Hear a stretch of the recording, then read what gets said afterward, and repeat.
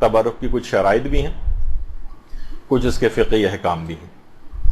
پہلی تو چیز سب سے یہ ہے کہ اس میں مکمل خوشنودی خدا یا خوشنودی امام حسین کی نیت ہونی چاہیے۔ اس میں کوئی فرق نہیں ہے خوشنودی امام حسین، لوگ کہتے ہیں مولا کی ہم خوشنودی کے لیے کر رہے ہیں، اس میں خود مبادرت یہی ہوتی ہے کہ وہ اللہ کی خوشنودی کے لیے کام ہوتا۔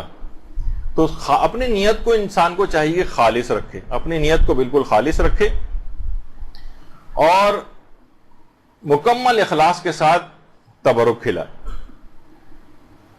وہ دیکھیے وہ ہے نا کہ جو کہ سورہ دہر کی بھی آیات ہیں، جسے سورہ انسان بھی کہا جاتا ہے اس سورے کو، کہ اس کے اندر یہی بات کہی گئی انما نطعمکم لوجہ اللہ لا نرید منکم جزاء ولا شکورا، جزاء ولا شکورا، ہم صرف اور صرف لوگوں کو پروردگار عالم کی وجہ سے کھلاتے ہیں،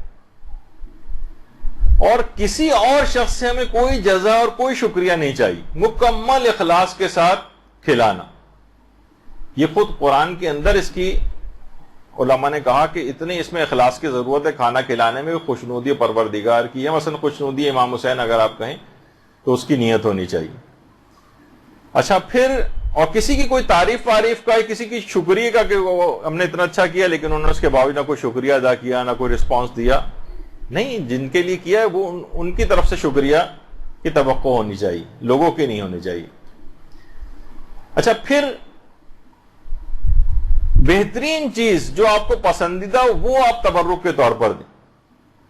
لن تنالوا البر حتى تنفقوا مما تحبون، جو قرآن کی آیت ہے سورہ آل عمران کی، کہ تم نیکی تک اس وقت پہنچ ہی نہیں سکتے جب تک کہ راہ خدا میں اس چیز کا انفاق نہ کرو جس کو تم سب سے زیادہ پسند کرتے ہو، یعنی پسندیدہ چیز ہونی چاہیے۔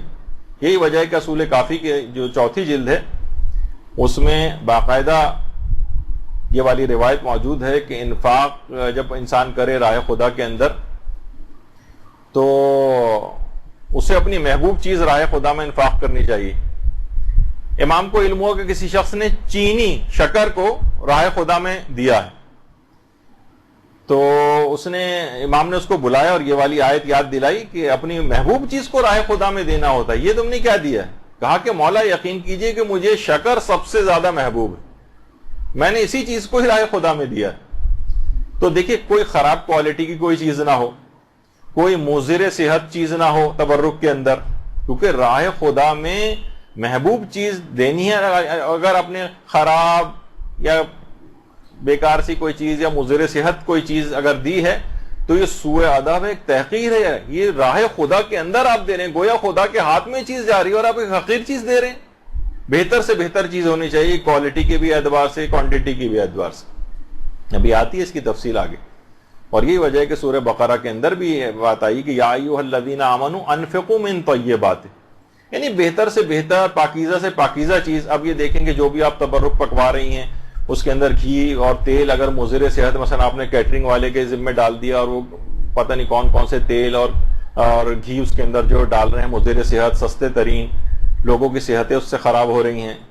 مومنین کی صحتوں، دیکھیں مومنین کے جسموں کے اندر یہ چیز جائے گی، تو اچھی سے اچھی چیز کا آپ کو انتخاب کرنا ہے۔ اور صرف یہ نہیں کہ نیت اچھی، اس میں یہ بھی ہو کہ یعنی ریاکاری اور دکھاوے کی نیت نہ ہو۔ مثلا اتنی زیادہ دیگیں فلاں صاحب جو ہے کرتے ہیں، 100 دیگیں پکواتے ہیں، ایک شہرت ان کی اس لحاظ سے ہو جاتی۔ یا مثلا نہیں کہ بہت سے لوگ آج کل آپ کو پتہ ہے کہ جیسے سیاسی حلیم ہونا شروع ہو گئے، یعنی اس میں لوگ اپنے کانٹیکٹس بناتے ہیں، اس میں صاحبان ثروت اور آفیشلز کو بلاتے ہیں، جس کو سیاسی حلیم کا نام دیا جاتا ہے۔ اب تصویر میں دینے کے معنی یہ نہیں ہے کہ آپ ان لوگوں کو ہی سمجھیں، یعنی اس طرح کی ایک چیز ہوتی ہے کہ اس میں یعنی خوشنودی امام حسین یا خوشنودی خدا کی نیت پیچھے چلی جاتی ہے۔ ہم کسی کی نیتوں پہ ویسے شک نہیں کر سکتے کہ ہر ایک پہ یہ حکم لگائیں، لیکن بہرحال انسان کو جو خود یہ کر رہا ہو وہ اپنی نیت کو پاک و پاکیزہ رکھے، کہ کوئی سیاسی مقصد اور یہ نہ ہو، نیت خالص ہونی چاہیے۔